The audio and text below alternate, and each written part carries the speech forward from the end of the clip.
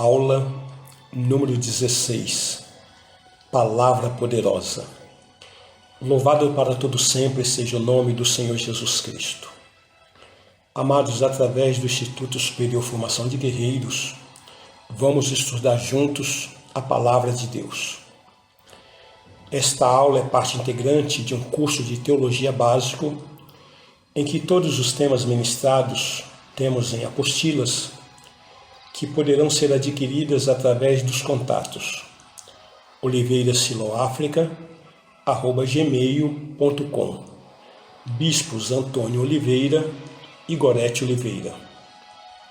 Dentro de uma introdução, tomamos a partir do livro de Eclesiastes, no capítulo 12, versículo 13, que diz o seguinte: de tudo que se tem ouvido, a suma é: teme a Deus e guarda os seus mandamentos, porque isto é o dever de todo homem. O que podemos entender a partir desse texto é que de tudo que nós ouvimos e de todas as responsabilidades que o ser humano possa ter, responsabilidade de trabalho, responsabilidade de realizar sonhos, responsabilidade de constituir família, responsabilidade de estudar, de realizar projetos, de todos os trabalhos, de todas as suas responsabilidades, o mais importante é temer a Deus e guardar os seus mandamentos, porque diz o texto que isto é o dever de todo homem. Dentro de um tema, o Criador e a sua criação, estamos fazendo uma abordagem sobre a criação.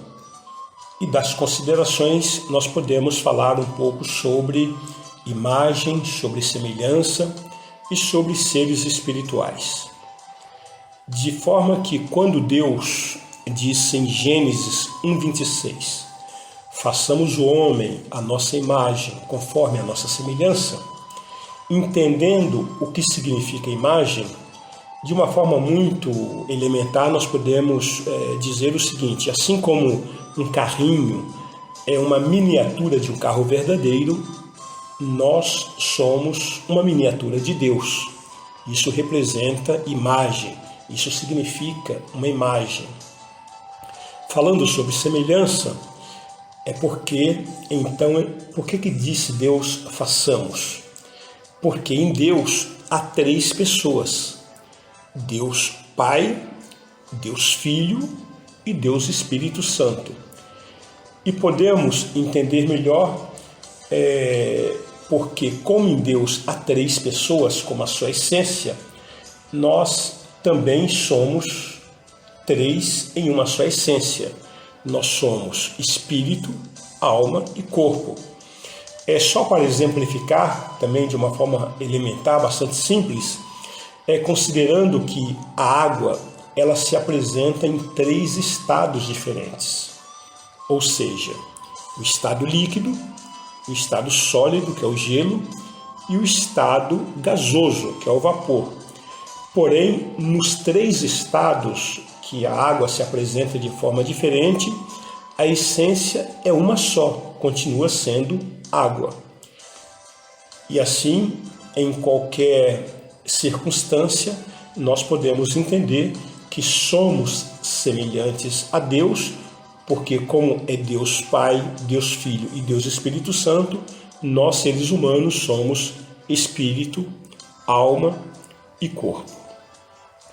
Falando um pouco sobre os quatro seres espirituais, nós entendemos que são quatro porque a Bíblia nos revela essas quatro modalidades. Em primeiro, o Espírito Santo, o Altíssimo, Soberano, que se apresenta em várias manifestações, sendo todas elas voltadas para o amor. Depois nós temos o espírito humano. Todo ser humano tem um espírito concedido por Deus, em que é um estado único, é o estado da própria razão. Nós temos também os espíritos demoníacos, que a Bíblia nos revela, que há vários tipos de manifestações, sempre traduzindo em morte, sempre traduzindo em destruição, mas são os espíritos de demônios. E a quarta categoria de espírito que a Bíblia nos apresenta são os anjos do Senhor. E assim nós temos essa revelação dada pelas Escrituras Sagradas. Entendemos, amados, que além do mundo material que nós vivemos, há um mundo espiritual em que todos nós somos participantes e nele nós temos uma posição. O homem, ele é um espírito que tem uma alma e habita em um corpo. A própria palavra nos define como seres espirituais. Tomamos a partir de 1 Coríntios, capítulo 15, nos versículos 44 até o 49, diz o seguinte: semeia-se corpo natural, ressuscita corpo espiritual. Se há corpo natural, há também corpo espiritual. Pois assim está escrito: o primeiro homem, Adão, foi feito alma vivente. O último Adão, porém, é espírito vivente. Mas não é o primeiro o espiritual, e sim o natural, depois o espiritual. O primeiro homem, formado da terra, é terreno. O segundo homem é do céu. Como foi o primeiro homem, o terreno, tais são também os demais homens terrenos. E como é o homem celestial, tais também os celestiais. E assim, como trouxemos a imagem do que é terreno, devemos trazer também a imagem do celestial. Ainda em 1 Tessalonicenses, no capítulo 5, versículo 23, Paulo, o apóstolo, pelo Espírito Santo, nos revela o seguinte: o mesmo Deus da paz vos santifique em tudo, e o vosso espírito, alma e corpo sejam conservados íntegros e irrepreensíveis na vinda de nosso Senhor Jesus Cristo. Veja, queridos, que o texto nos revela que o vosso espírito, alma e corpo. Então, nós somos espírito, que temos uma alma e habitamos em um corpo. Esta é a constituição do ser humano. Sejam conservados íntegros e irrepreensíveis, porque Jesus está voltando e Jesus vem buscar uma igreja com seu espírito recriado, com a sua alma restaurada e o seu corpo livre de enfermidades, livre de preocupações. Então, nós entendemos dessa maneira, segundo a palavra de Deus nos revela. De maneira que o mundo material é apenas um reflexo do que acontece no mundo espiritual. Ou seja, pois tudo o que acontece no mundo material primeiro foi ordenado no mundo espiritual. E assim, há uma grande batalha no mundo espiritual e você está no meio dessa guerra. Tanto o Espírito Santo quanto Satanás estão construindo o seu reino, onde o homem é o canal para a construção desses reinos.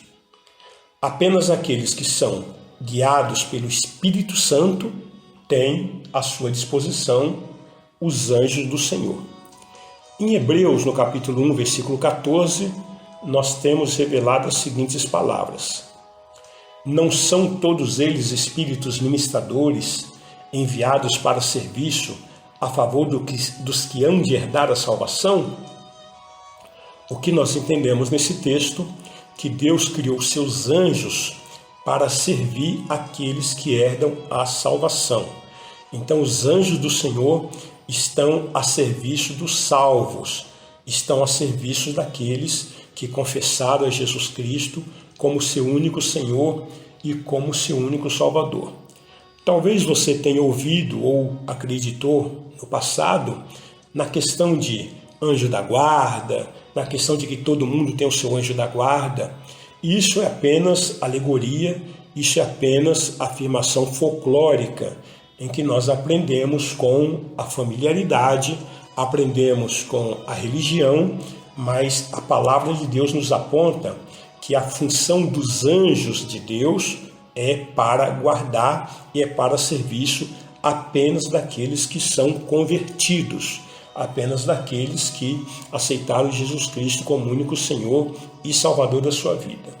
Como nós estamos envolvidos em uma guerra, como nós estamos envolvidos em uma batalha espiritual, em que nós somos espírito, e esse mundo espiritual se move através dessas categorias espirituais que nós acabamos de apresentar. Então, para termos vitória nesse mundo espiritual, nós precisamos lutar com armas espirituais. Armas físicas de nada adianta, de nada resolve. Para termos vitória, precisamos lutar com armas espirituais. E os anjos do Senhor, portanto, é uma arma estratégica que Deus nos coloca para nos ajudar. Então, existem os anjos, existem os querubins, os serafins, o próprio arcanjo Miguel. A Bíblia só cita um arcanjo, o arcanjo Miguel, e ele é chefe, ele é comandante de todos os outros anjos, porque a própria palavra arcanjo significa chefe de anjos, líder de anjos, e assim nós temos essas categorias. Temos lá os querubins, né, que são uma categoria de anjos de guerra, anjos guerreiros. Nós temos revelado isso no livro de Ezequiel, capítulo 10 propriamente. Nós temos lá a categoria dos querubins, né? Nós temos anjos que são anjos de serviço, temos o anjo mensageiro, que é o anjo Gabriel. Nós percebemos a atuação de Gabriel tanto no livro de Daniel como no próprio Evangelho de Mateus, né? Quando Gabriel apareceu para Maria, apareceu para José, trazendo mensagens, e temos os anjos de serviços. Oportunamente falaremos um pouco mais acerca dos anjos. Mas só voltando um pouquinho, falando sobre espíritos demoníacos, né? Eles usam a vida do homem para realizar os seus feitos de morte, feitos de destruição, feitos de violência, de vício. Tudo isso são demônios que estão influenciando a vida de pessoas para destruir sonhos, para destruir a vida, para destruir os relacionamentos, para destruir a saúde, para destruir o trabalho, para destruir a felicidade humana. Mas os anjos também, ou melhor, os demônios também, eles podem se incorporar, eles podem usar corpo de animais, né? Nós temos alguns exemplos, né, tanto do passado como na atualidade, em que demônios entram em animais. Temos lá no Jardim do Éden, né, diz que o próprio Satanás entrou em uma serpente. Depois, nos Evangelhos, nós temos também uma passagem em que o demônio pede ao Senhor Jesus que não lhe mandasse para o abismo, não lhe mandasse para fora do país, mas que o enviasse para os porcos que estavam passando por ali. E Jesus então autorizou. Os demônios entraram naqueles porcos, quase 2.000 porcos, e a Bíblia diz que eles se precipitaram no mar. E eles só têm uma função: matar, roubar e destruir. O espírito humano é o espírito e que está vulnerável a receber o Espírito Santo de Deus. É através do Espírito Santo de Deus que traz a vida no espírito do homem, e assim o homem se converte, assim o homem passa a ter a vida de Deus em si mesmo. Então, amados, nós queremos, através desses ensinamentos, trazer de uma forma muito abrangente. É claro que podemos falar bem mais sobre o assunto, mas oportunamente nós estaremos entrando com maior profundidade.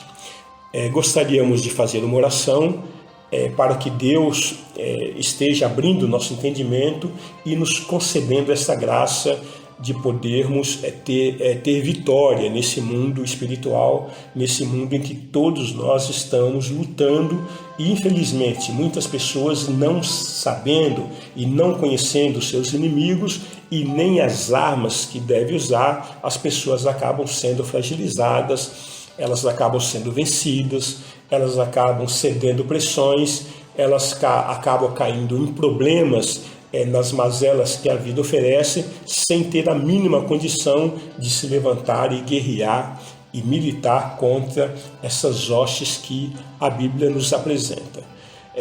Quero orar então pela sua vida, quero orar para que Deus lhe dê esse perfeito entendimento. Pai, no santo nome de Jesus, nós te louvamos.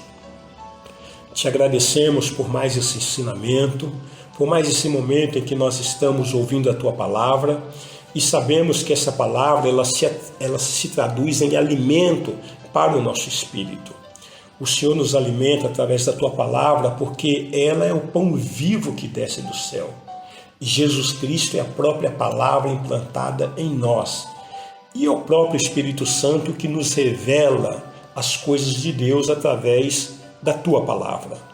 E assim, ó Deus, nós te pedimos para que todos esses que estão nos ouvindo, o Senhor nos conceda o entendimento, o Senhor nos conceda, ó Deus, a compreensão, que o Senhor abre a estaca do nosso entendimento, alargando e fazendo com que possamos contemplar as maravilhas da Tua lei.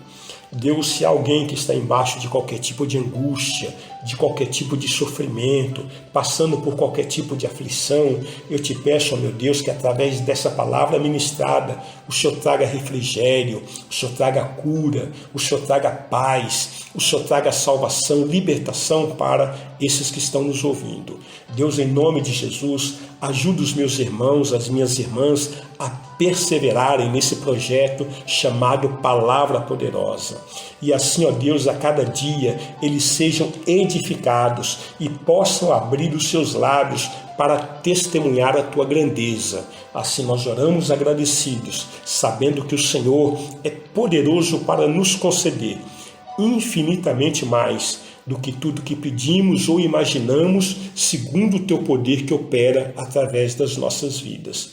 Nós oramos no nome santo, exaltado e enaltecido de Jesus Cristo, nosso único Senhor e nosso único Salvador, que no outeiro do Calvário pagou o alto preço pelo nosso resgate, nos proporcionando para que assim morrêssemos com Cristo e assim o pecador tivesse a condição de morrer para que possamos nascer no mundo de Deus, no mundo espiritual, no reino de Deus, como santos, como irrepreensíveis, como filhos amados de Deus. Em nome de Jesus nós oramos agradecidos.